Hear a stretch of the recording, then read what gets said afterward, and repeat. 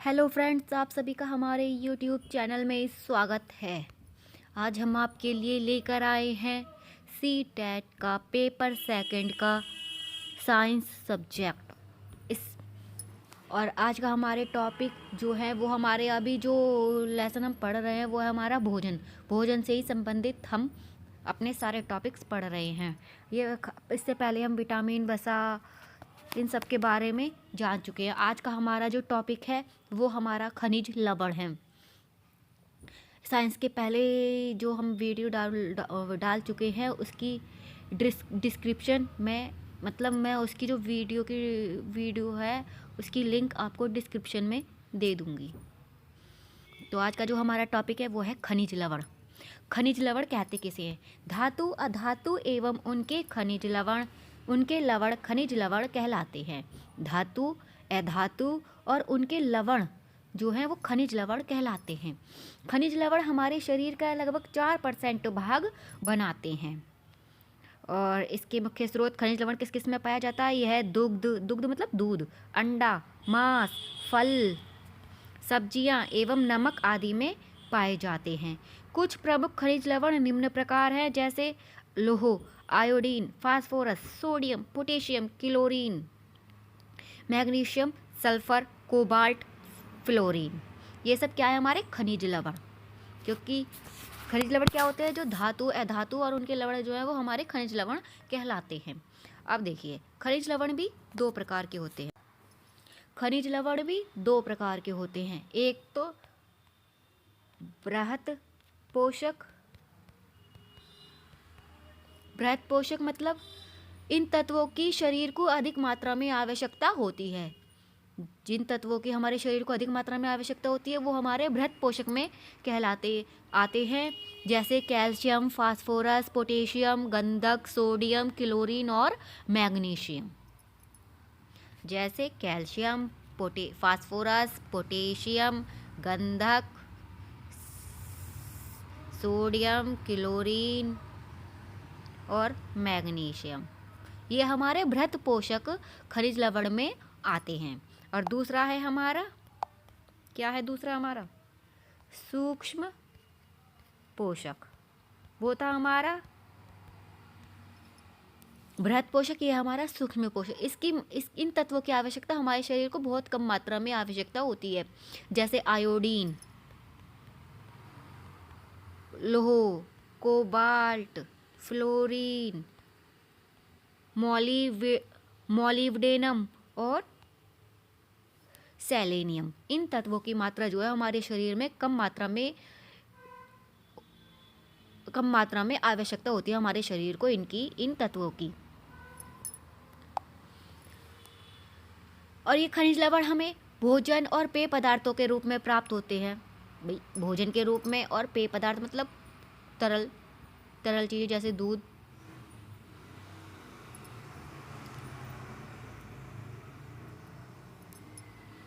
तो ये हो गया, खनिज लवण हमें भोजन और पेय पदार्थों के रूप में प्राप्त होते हैं। अब हमारा पहला जो खनिज लवण है वो है हमारा लोह मतलब Fe। लोह मतलब Fe। यह हीमोग्लोबिन प्रोटीन निर्माण में सहायक होता है। यह हीमोग्लोबिन जो है प्रोटीन निर्माण में सहायक होता है, ये हमारा लोह तत्व। और हीमोग्लोबिन रुधिर में पाए जाने वाला लाल रंग का स्वसनी वर्णक होता है। कौन सा वर्णक होता है? स्वसनी मतलब सांस लेने में जो मदद करे वो हमारा वर्णक होता है। यकृत, वृक्क, अंडा, अमरूद, बाजरा, रेगी, पालक आदि जो है वो हमारे लोह के आयरन के मुख्य स्रोत हैं।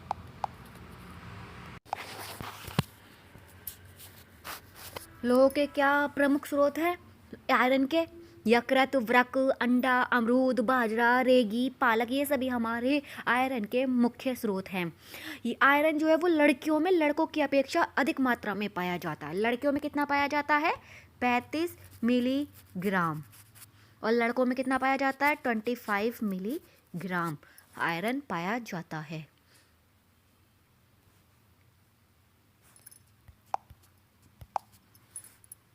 अब लोह की कमी से कौन सा रोग हो जाता है? लोह की कमी से लोह की कमी से कौन सा, आयरन की कमी से कौन सा रोग होता है? एनीमी, ANEEMIA, एनीमिया रोग हो जाता है, जिसे रक्त अल्पता भी कहते हैं।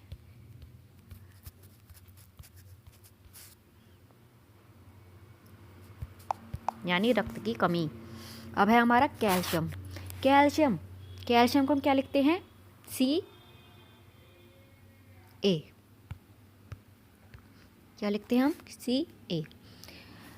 यह हमारे अस्थि और दांतों के निर्माण में सहायक होता है। कैल्शियम रुधिर स्कंदन, पेशीय संकुचन तथा हृदय की कार्यों के लिए आवश्यक होता है। बच्चों में और गर्भवती स्त्रियों में इसकी अधिक आवश्यकता होती है। कैल्शियम का, अच्छा चलिए बताइए, कैल्शियम का वह कौन सा लवण है जो शरीर के लिए आवश्यक होता है? कैल्शियम का ऐसा कौन सा लवण है जो शरीर के लिए आवश्यक होता है?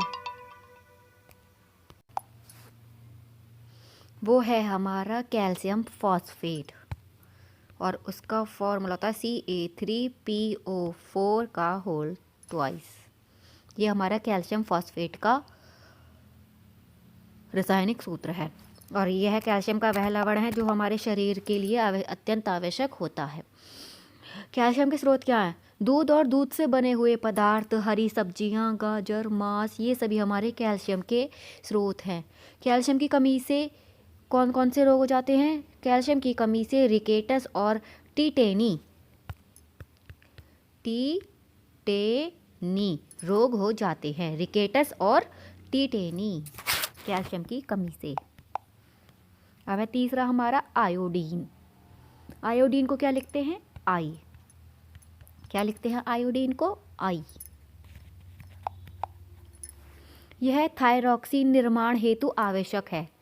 थायरॉक्सिन शारीरिक, मानसिक एवं लैंगिक विकास को नियंत्रित करता है। आयोडीन का मुख्य स्रोत पानी, प्याज, समुद्री मछली, समुद्री भोजन आदि हैं। आयोडीन युक्त नमक में पोटेशियम आयोडेट होता है। यानी आयोडीन जो युक्त नमक होता है उसमें क्या होता है? पोटेशियम आयोडेट, और उसका फॉर्मूला होता है KiO3। ये हमारा पोटेशियम आयोडेट का रासायनिक सूत्र है। आयोडीन की कमी से कौन सा रोग हो जाता है? घेंगा। आयोडीन की कमी से कौन सा रोग हो जाता है? घेंगा, गोइट्री।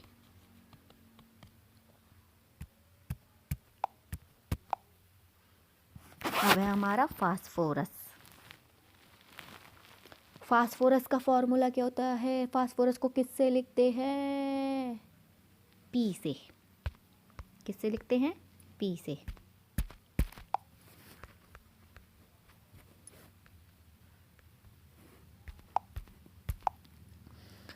अब है, यह अस्थि और दांत निर्माण में आवश्यक होता है। यह फास्फोलिपिड, न्यूक्लिक अम्ल, डीएनए एवं आरएनए और एटीपी आदि का संगठक अवयव है। डीएनए और आरएनए का और एटीपी का मुख्य संगठक है। फास्फोरस के जो मुख्य स्रोत है क्या है? दुग्ध, दूध, हरी पत्तेदार सब्जियां, अनाज, अंडा, ये सभी हमारे फास्फोरस के स्रोत हैं। फास्फोरस की कमी से क्या होता है? फास्फोरस की कमी से भी टिटेनी एवं रिकेटस रोग हो जाता है, और वृद्धि तथा उपापचय भी रुक जाता है। फास्फोरस की कमी से वृद्धि और उपापचय भी रुक जाता है। अब है हमारा क्या? सोडियम। सोडियम को हम किससे लिखते हैं? Na। सोडियम। सोडियम बाह्य कोशिकीय तथा अंतःकोशिकीय तरल का मुख्य धनायन होता है। यह NaCl के रूप में पाया जाता है। किसके रूप में पाया जाता है? NaCl के रूप में। सोडियम ग्लूकोज के अवशोषण तंत्रिका तथा पेशियों के विद्युत रासायनिक आवेग संचालन में मदद करता है। किसमें मदद करता है? पेशियों के विद्युत रासायनिक आवेग संचालन में मदद करता है। यह शरीर के परासरण दाब को भी नियंत्रित करता है। यह पेशी संकुचन से संबंधित है। किससे संबंधित है? पेशी संकुचन से। और इसके सोडियम के प्रमुख स्रोत क्या है? नमक, मछली, मांस, अंडा, दूध, ये सभी हमारे सोडियम के मुख्य स्रोत हैं। सोडियम की कमी से कौन सा रोग हो जाता है? सोडियम की कमी से मानसिक तनाव और असामान्य पेशी संकुचन हो जाता है। सोडियम की कमी से मानसिक तनाव और असामान्य पेशी संकुचन हो जाता है। अब है हमारा पोटेशियम। पोटेशियम को किसे लिखते हैं? के से। पोटेशियम को किसे लिखते हैं? पोटेशियम को के से।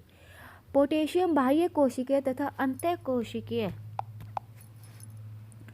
तरल का मुख्य धनायन है। यह पोटेशियम क्लोराइड के रूप में पाया जाता है। सोडियम हमारा NaCl के रूप में पाया जाता है और पोटेशियम हमारा KCl के रूप में पाया जाता है, यानी कि पोटेशियम क्लोराइड के रूप में। यह शरीर में आयनों एवं जल के स्तर को नियंत्रित करता है। पोटेशियम का क्या कार्य है कि यह शरीर में जो आयन होते हैं और जल स्तर जो होता है उनको नियंत्रित करता है। यह पेशी संकुचन एवं तंत्रिका संवेदनाओं के परिवहन में मुख्य भूमिका निभाता है। और इसके प्रमुख स्रोत क्या हैं? केला, खजूर और आलू। पोटेशियम के मुख्य स्रोत क्या है? केला, खजूर और आलू। इसकी कमी से कौन सा रोग हो जाता है? इसकी कमी से तंत्रिका तंत्र से संबंधित रोग हो जाते हैं और लकवा रोग हो जाता है। पोटेशियम की कमी से लकवा रोग हो जाता है। अब है हमारा क्लोरीन। क्लोरीन क्या है? हमारा बृहत पोषक तत्व। क्लोरीन क्या है? हमारा बृहत पोषक तत्व। इसमें शरीर के लिए अधिक मात्रा में आवश्यकता होती है। पोटेशियम भी हमारा बृहत पोषक तत्वों में आता है। फास्फोरस भी हमारा बृहत में आता है। आयोडीन हमारा सूक्ष्म पोषक तत्वों में आता है, जिसकी मात्रा अल्प मात्रा में हमें आवश्यकता होती है। क्लोरीन।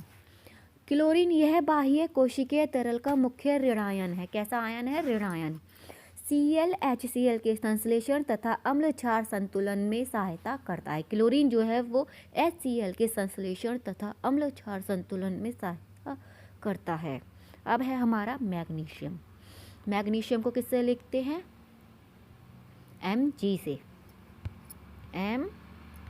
Mg से। यह एंजाइमों को सक्रिय करता है। यह हड्डियों तथा दांतों का घटक है। इसकी कमी से ब्याछोब हो जाता है। मैग्नीशियम की कमी से कौन सा रोग हो जाता है? ब्याछोब।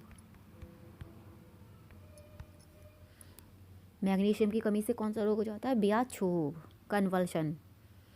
अब है हमारा सल्फर।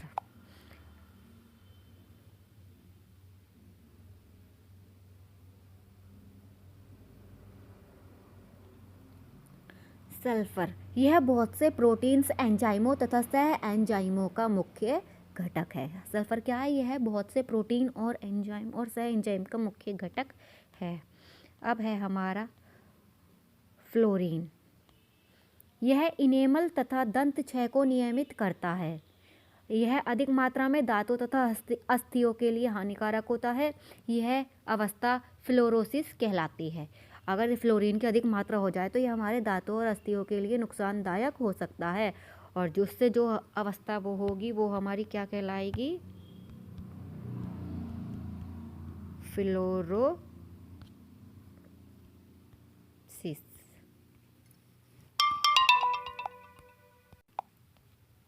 अच्छा चलिए, एक वो रह गया हमारा क्या? कोबाल्ट। क्या रह गया? एक खनिज लवण रह गया। कौन सा? कोबाल्ट।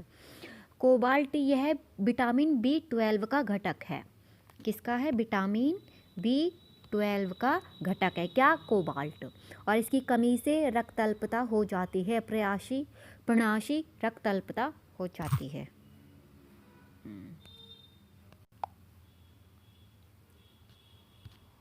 अब है हमारा रुक्षांश। यह कुछ भोज्य पदार्थों में पाए जाने वाला तंतुमय पदार्थ है। रुक्षांश क्या होते हैं? यह कुछ भोज्य पदार्थों में पाए जाने वाला तंतुमय पदार्थ है। यह शरीर की वृद्धि नहीं करता क्योंकि हम इसका पाचन नहीं कर पाते हैं। किसका? रुक्षांश होगा। यह कब्ज को रोकने हेतु अधिक मात्रा में भोजन में मिलाया जाता है। यह कब्ज से छुटकारा पाने के लिए इसका उपयोग किया जाता है। इसके मुख्य स्रोत सलाद, अनाजों की बाहरी परत, सब्जियां और दलियां हैं।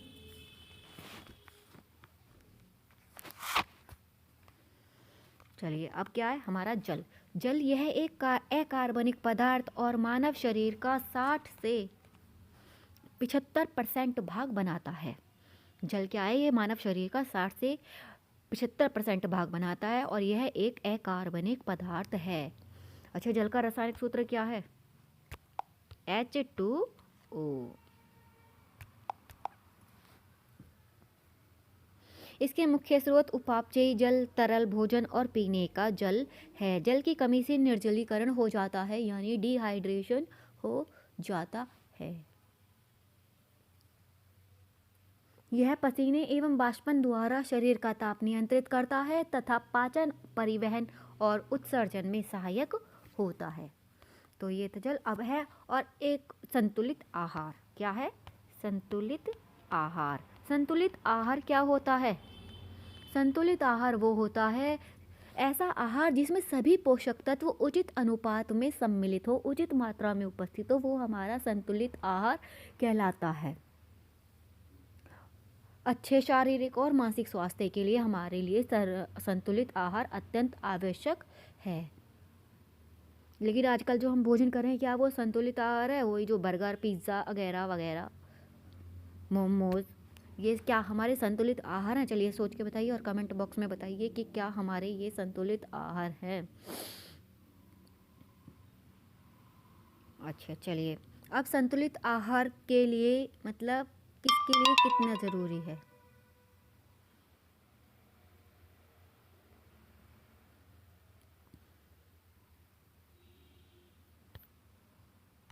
दस से 12 साल के बच्चों के लिए कितने कैलोरी की आवश्यकता होती है? 2000। 10 से 12 साल के बच्चों के लिए 2000 की ज़रूरत होती है। 12 से 14 के लिए 2200 की ज़रूरत होती है कैलोरी। 2200 कैलोरी की आवश्यकता होती है।